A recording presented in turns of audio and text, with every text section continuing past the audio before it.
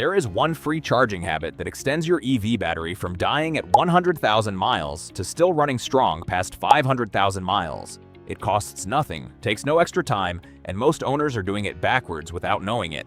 Real-world telemetry data from over 22,700 EVs released by Geotab in January 2026 proves it. Batteries relying on high-power DC fast charging degraded twice as fast with 3.0% per year compared to batteries charged mostly at lower power, which lost just 1.5% per year. And the chemical reason why was only just mapped in a study published in the journal Science by researchers at Stanford University and Kaunas University of Technology. What they found overturns what every charging guide has told you in the past. For years, the accepted explanation for EV battery degradation was lithium-ion migration. Lithium atoms slowly leave the electrolyte and bury themselves in the cathode, degrading its structure cycle after cycle. That explanation is in almost every video, every forum post, and every owner's manual footnote on this topic.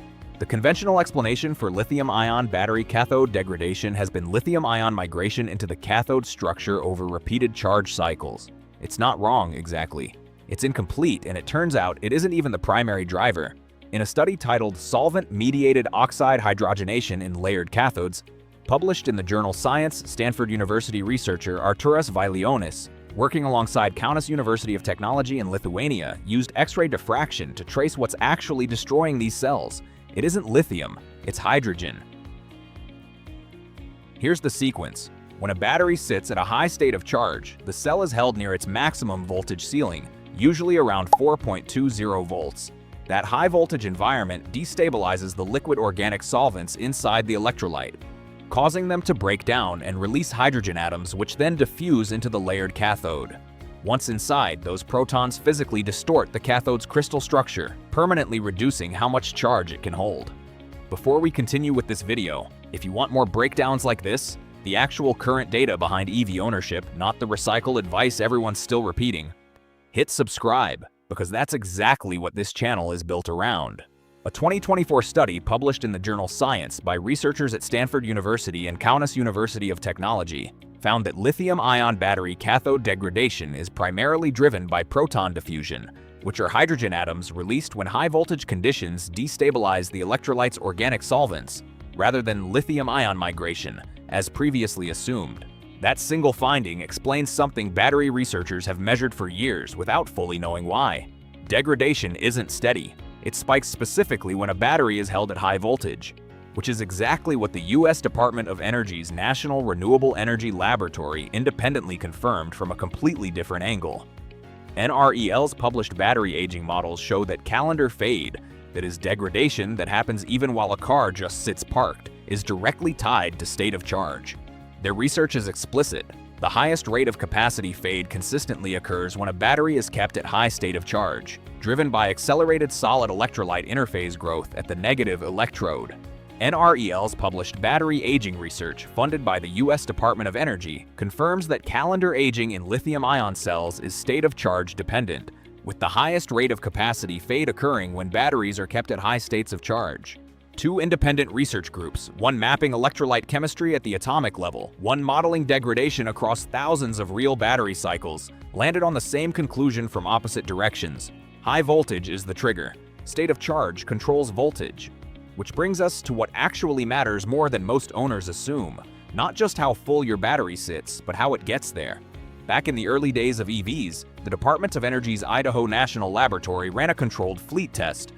4 2012 Nissan Leafs, 2 charged exclusively on level 2 AC power, 2 charged exclusively on DC fast chargers, tested every 10,000 miles up to 63,000 miles.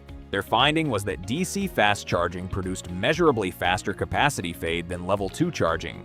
Idaho National Laboratory's Department of Energy-funded fast charge fleet study found that electric vehicles charged exclusively with DC fast chargers experienced measurably faster capacity fade over 63,000 miles than vehicles charged exclusively with level 2 AC chargers. Geotab's 22,700 vehicle dataset, gathered a decade later with modern EVs, put a sharper number on it. Vehicles that stayed mostly on lower power charging degraded at 1.5% per year.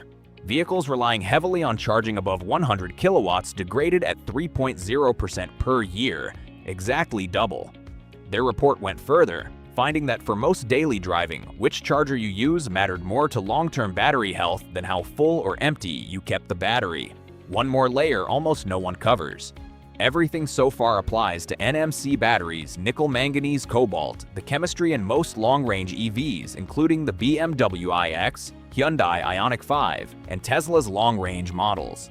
LFP batteries, lithium iron phosphate, don't follow the same rule. Tesla's own owner's manual states it directly. Vehicles equipped with an LFP battery should be kept at a 100% charge limit for daily use and fully charged to 100% at least once a week. LFP is chemically far more stable at high voltage, so the hydrogenation pathway Stanford just mapped barely applies to it. LFP now powers most standard range Model 3 and Model Y vehicles, along with a growing share of budget EVs from other manufacturers.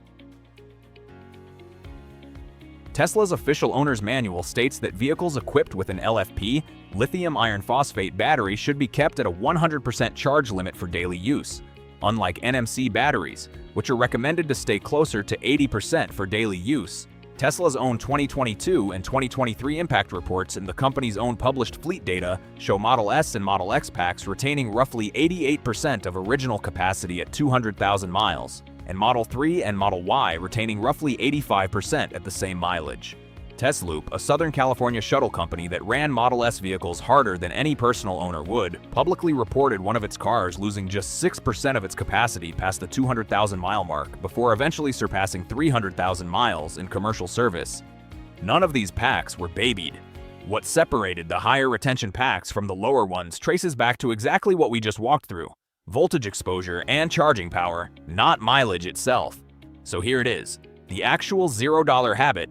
Open your car's settings, set your daily charge limit to 80% instead of 100%, unless you're driving an LFP pack, in which case leave it at 100%, and route your regular charging through Level 2 AC power, saving high-power DC fast charging for road trips only.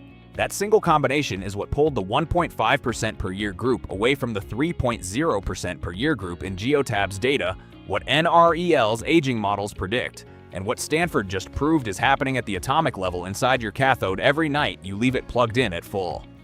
If you want more breakdowns like this, the actual current data behind EV ownership, not the recycled advice everyone's still repeating, subscribe, because that's exactly what this channel is built around.